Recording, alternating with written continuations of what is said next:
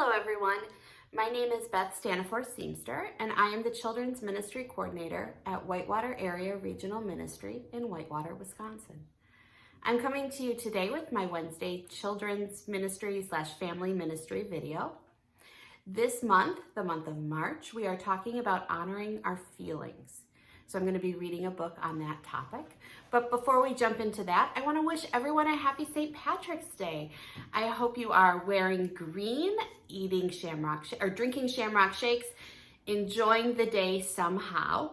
And I hope you all received your St. Patrick's Day packet from me. It's one of my favorite holidays. Well, as we talk about honoring our feelings, I think it's important to remember, and I say this every week on this theme, that it's been a year since we've been locked down, and that life feels different and looks different, and that you might have big feelings about that. And that whatever your feelings are, that's okay. You need to talk about them with the people around you, and you also should feel free to talk about them with God, because God does not ask us to be perfect when we come to Him in prayer. God just asks us to come as we are. So honor your feelings and let the world know where you're at. Well, today we are reading a book called Fiona Flamingo. This is one of my family's books. You can tell it's well loved because it's got some stains on it. There's a rip on the back. It's one we read a lot. We are reading with permission from Puppy Dog and Ice Cream Publishing Company. And this book is written by Rachel Orita Chu and illustrated by Kate Jeffrey. So really a great book. Let's jump in. I'm going to move so you can see the pictures. Okay.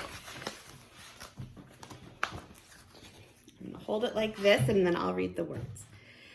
On a beautiful sunny afternoon where life was simply the best, a little flamingo named Fiona hatched from her egg in a nest.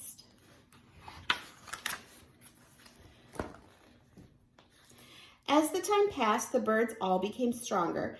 They also got pinker, and their feathers grew longer.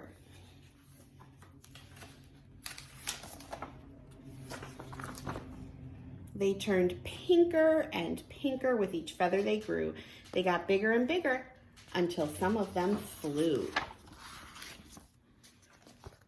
Fiona remained featherless until it happened one night. She woke up with feathers, but they were bright white.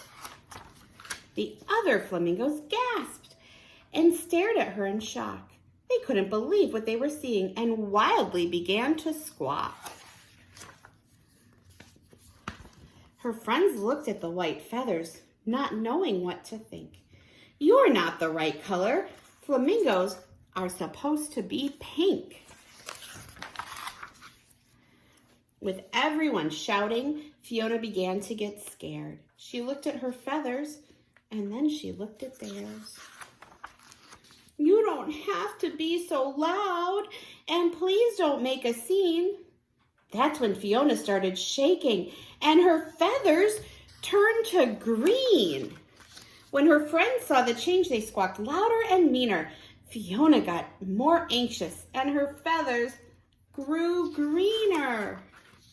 Her friends looked at the green feathers, not knowing what to think. "Stop being so silly, Fiona. Flamingos are supposed to be pink." "Oh no," said Fiona, "this is worse than just bad." But her friends kept on squawking, and then Fiona got mad. "You're making me angry," she jumped and furiously said. That's when Fiona started yelling, and her feathers turned to red. The flock became silent, hoping things would get better. But Fiona got madder, and her feathers grew redder.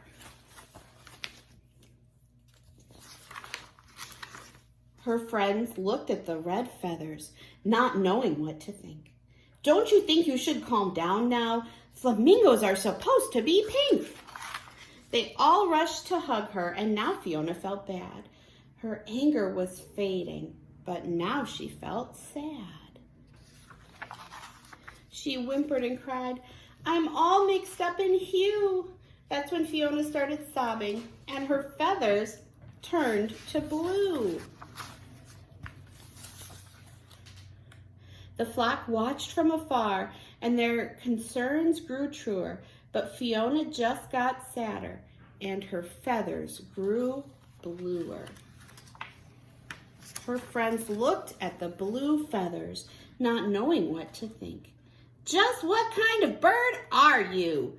Flamingos are supposed to be pink." No one could cheer her up, so instead they stayed away. That's when Fiona got lonely and her feathers turned to gray. Oh, poor Fiona. A young chick floated up with a gaze so pure and true. "I hope my feathers change colors when I'm as big as you." Fiona flashed a happy smile, and her feathers erupted in color. It was a surprise to everyone. No feather was like any other. Pink, white, and green, red, blue, and gray. She was every single color now, and that's the way she'd stay. The entire flock gathered around, and Fiona gave a big wink. "I guess we've all learned a lesson here. Flamingos don't have to be pink." The end. I hope you liked the book. Like I said before, it's one of our favorites.